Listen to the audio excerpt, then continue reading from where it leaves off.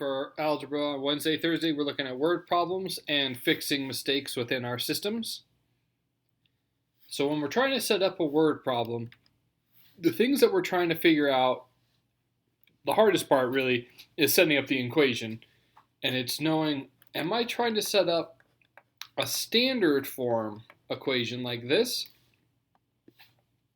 Or am I trying to set up like a slope-intercept form equation? Something like this. We might have x equals my plus b. We can't graph that or anything. It just depends on which variable we end up using within the system. And there's two ways that we can tell what equation is being asked for. The biggest giveaway for a standard form is when you're given some sort of number as a total. So I have a total number of, chickens. I have a total number of money, total number of this. So you have your two variables that are somehow related to a total.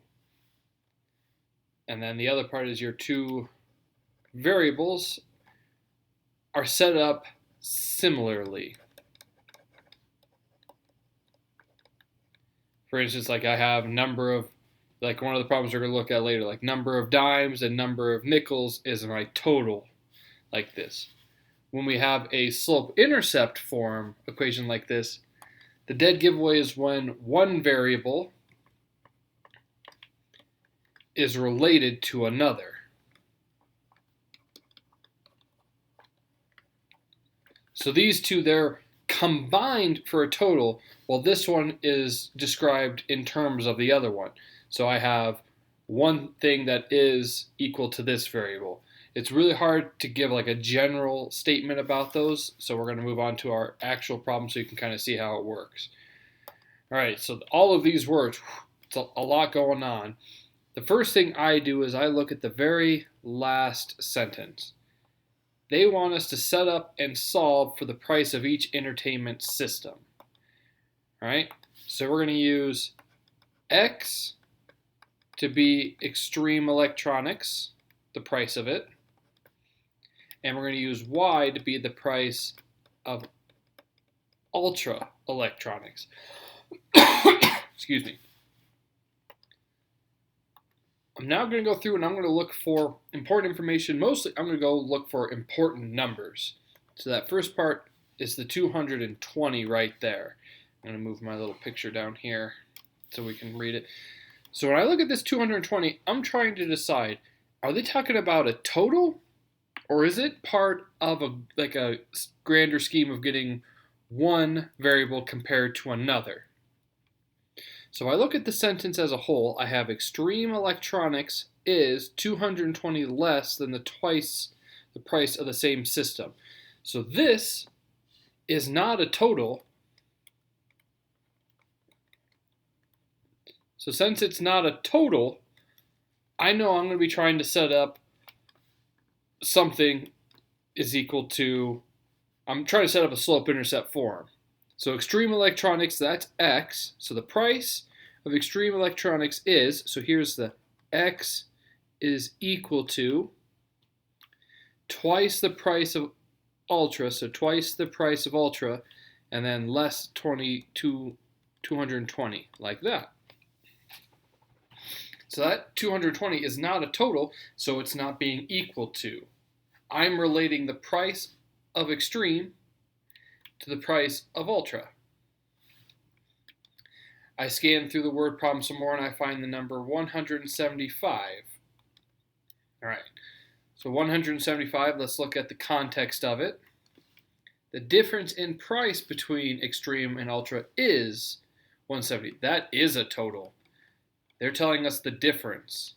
The difference, which is an answer to a subtraction problem. So they're saying that if I take Extreme Electronics and I subtract the Ultimate Electronics, I get 175.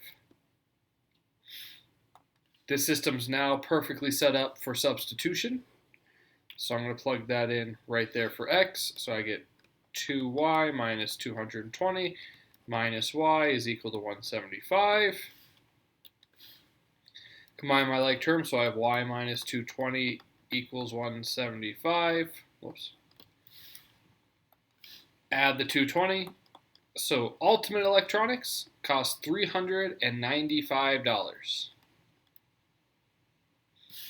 I'm going to plug that into one of my equations. I'm just going to plug it into this equation. So x minus 395 is equal to 175. Add the 395 to both sides. I'm going to add that up real quick. 395 plus 175. And we get x is $570.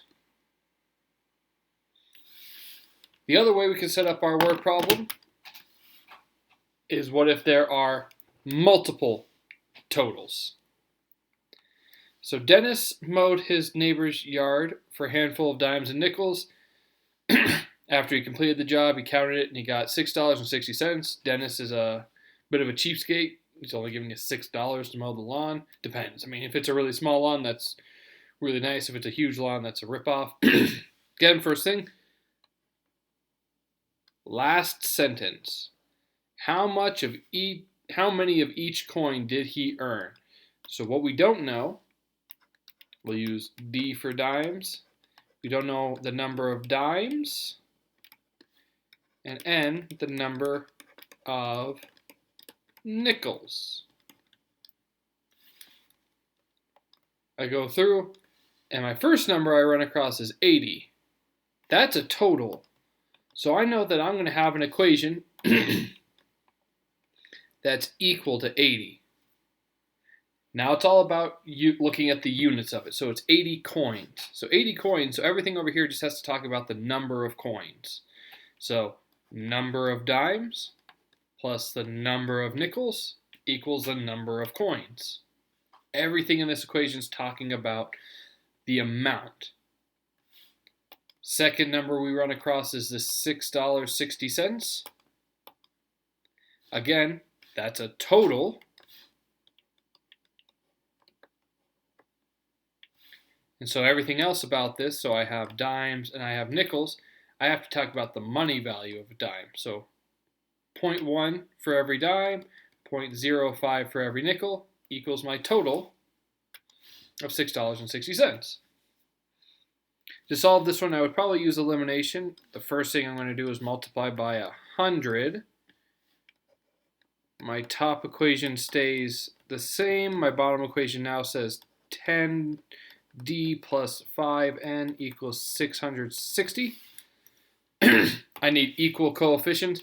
So instead of multiplying the top by 5, I'm actually going to divide the bottom one by 5. So my top equation again remains equal. Bottom equation now says 2d plus n equals, and I don't know what 660 divided by 5 is, 132. Subtract, I get negative d is equal to negative 52. So I have 52 dimes. Plug that back in. So if I have 52 dimes plus nickels equals 80, I end up getting 28 nickels. The other thing that we did in class today was look at fixing some of our mistakes. So take a look at this problem, see if you can figure out what I did wrong. Give you about 20 seconds or so. You also can just pause the video, see if you can find it, and just wait. Just kind of thirsty.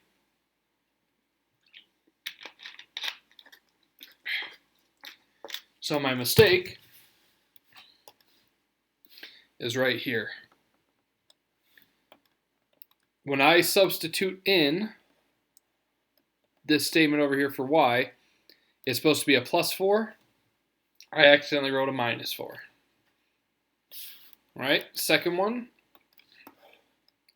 Again, take a look, pause the video so you can try to find it. I'm going to reveal it in about 3 seconds if you didn't pause.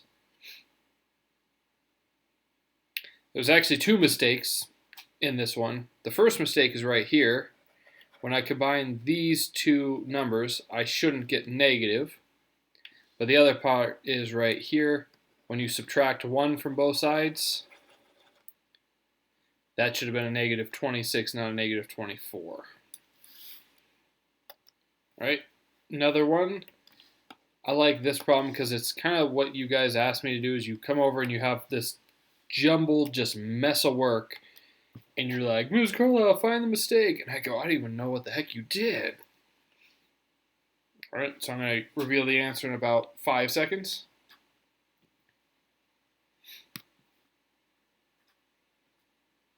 So almost all the math is correct, except for right here at the beginning. I decided to take half the size of this equation, but I forgot to divide the 12 by 2 right here. All right. The last one I want to go through, this is probably one of my favorites. It's the most diabolical. There is a mistake. See if you can find it.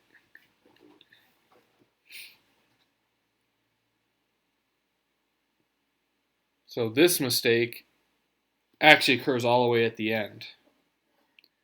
Everything was correct until I decided to put them together as a coordinate point. Y is supposed to be 2, X is supposed to be -1. And that's what we covered today in class.